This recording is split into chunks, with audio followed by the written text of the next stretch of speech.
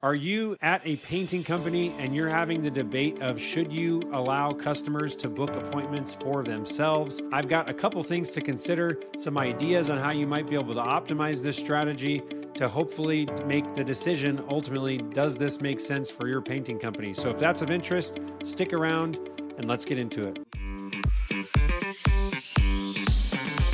Welcome back to the channel. If you're new here, my name is Chris. I am the owner of Boolean Automation, where we specialize in painting companies and helping them with automation and no-code tools. We are the experts in the painting space, or if you have a home service business that's very similar to painting, we probably can help you out as well. Our mission at Boolean is to free you up to do what you love. I am passionate about eliminating the busy work that you have skilled people in your business doing. It's completely automatable work that you can cut hours and hours and hours. We have, on average, our clients are cutting 100 hours of busy work out of their business by working with us. If you're interested, you can schedule a time, you can schedule a consult, click the links below for more information. So the question, should you have your customers book their own appointments? Here's my opinion. There's a couple things to consider. First, depending on the geographic market that you're in, this might make a ton of sense or it might make absolutely no sense.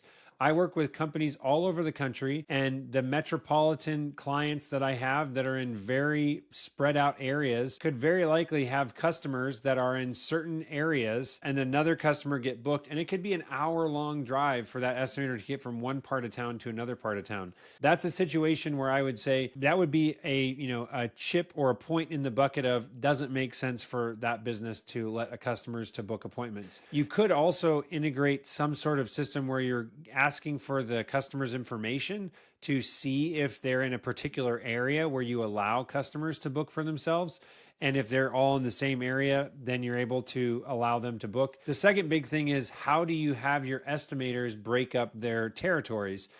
I would highly recommend that you have estimators in certain zip codes. So I could have John, who has these three zip codes that are all next to each other. I could have Sarah, who has these three zip codes that are all next to each other. And I could have Steven that has a different set of zip codes that are next to each other. And then you could give, depending on which zip code the customer enters and when they're booking, you could show them John's page or Sarah's page or Steven's page or whatever it is. But that's the second thing is, depending upon how your zip codes are laid out, or if you can come up with a creative way to guard against that drive time issue that so many companies have. The third thing to consider is that customers do expect to get responses and to book things very quickly. I mean, I'm thinking of many things nowadays. As a millennial homeowner and a buyer, I expect, and it's totally normal for me to just go to someone's website and expect to pick a time to book an appointment. The biggest argument that I've heard from companies that don't want to allow customers is that customers don't really know what they want, or they're going to ask us for an estimate and our estimator drives out to the house and it's not an ideal project and someone on the phone could have disqualified them in 5 seconds, but they just stole an hour or 2 hours of our estimator's time. So the other thing I would say is you could seasonally decide to allow customers to book or not book. So for example, many painting companies have seasonal shifts. So in the summertime, maybe you have way more leads than your sales team can manage. That might be a great time to not allow customers to book. But in the wintertime, when your estimators have more time on their hands, you could allow customers to book in the winter. The other thing that I love, or I've seen done very well, is that you could allow past customers to book directly on your estimator calendar. New customers that you've never worked with before, they got to go through the regular system. But if I've got a past customer that's already paid me $6,000 to paint their house a couple of years ago, we can probably trust that they know us, they know what we cost, they know that we're going to be a good value, and they understand what we do and don't do. So you could allow only past customers through emails that you send and give them access to private booking links to their estimators to book times. The other way that I have seen work really well that helps solve the drive time issue is you could allow very specific times to be booked by customers. So you don't have to open up your entire estimator's calendar and say any time of the day that someone wants to meet with me, I will.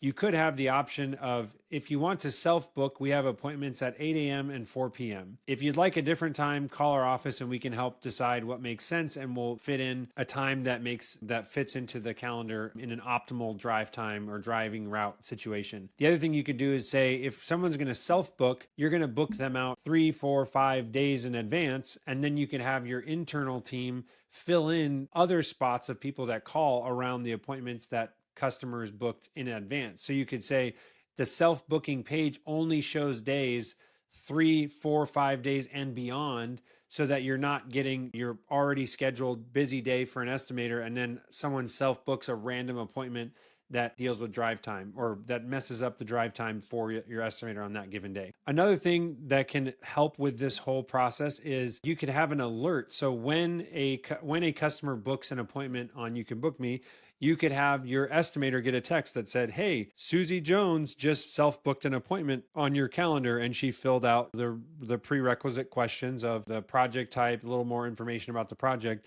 Your estimator could pre-qualify that person just to make sure they know what they're getting into. And that could be a great way to defer or help keep quality appointments on your estimator's calendar. The other thing is, the booking form itself, there needs to be some meat on that page. You can't just allow someone to say, I want Tuesday at 4 o'clock. My name's Chris. Here's my email. Here's my phone. Come to my house. I would even say, potentially you're having information like, what's your budget for the project? And they select a range so you can quickly see, oh, this is not an ideal customer. They don't even know what painting costs. You could ask all these specific questions on how big is your house? What's the address of your house? Like all those details you could then use to determine or help your staff determine if this is a qualified appointment. So the idea of customers not being able to decide if this is a good fit or not, customers don't like their time being wasted either. And I don't think that the argument of we are afraid to allow customers to book because it might mess up our calendars or we're going to waste our estimators' time. Nobody wants to have their time wasted. Very common thing is people are concerned that if I allow a customer to book a time and then I have to move that time on them, that's going to be a frustrating experience. And I can tell you again, this is my opinion. Business allows me to quickly book. I don't have to talk to anybody. And there's a reasonable chance that that time is going to work. That's okay with me. It's not a problem for you to reach out to a customer if they book and the scheduler, the receptionist gets an alert right away. If I get a call back within, 12 hours, 24 hours, it says, hey, Chris, I know you booked for 4 o'clock next Tuesday. Would you be okay with a 3:30 appointment instead? We're just trying to make sure we have enough drive time to get to the next appointment. I'm going to be okay with that. So I would say don't let the fear of we might have to change things deter you from allowing customers to book. And the last thing I would say is you have to try out everything that you're talking about. I'm a huge advocate of experimentation. See what happens. Like, what's the worst case? You could pick a certain market or a portion, or only have the self-booking option available on a page of your website that's buried a little bit, so you're not like bombarding everybody with it. You could run a Facebook campaign or a Google Ads campaign that drives people to a certain page that's not on your website to see how those leads are coming in. But the main point is you've got to try stuff to see if this is going to work for you. All of these things are just things to consider, because I've seen people debate in this argument of should we or should we not allow customers to book. And I think the answer is it depends. There's all those factors and things that you can do to optimize and streamline this. But in general, I would say that moving in the direction of streamlining and making it easy for customers to work with you is a positive move that's going to make sense for your painting company. If this was helpful for you, I'd really appreciate it if you liked the video, subscribe for more content like this. Like I said, Boolean exists to serve painting companies and other painting-like home service businesses. So if you would like to schedule a time for a free consult, I have my calendar down below. You can book 30 minutes to chat. Or if you want to learn more about what Boolean does and how we might be able to help your business, or if you just want to use the best review generating software that I am aware of, the Boolean review system, you can click a link and get a free demo of the software. Any way that I can help, I'm more than happy to. My name's Chris from Boolean, where we free you up to do what you love. Do you have any other creative ways to solve this question? Drop it in the comments down below. I'd love to see what other people are doing that's working, what's not working, what have you tried, any tools, softwares, things that have been great, things that are terrible and you definitely don't recommend. Drop it in the comments. I'd love to continue the conversation down there.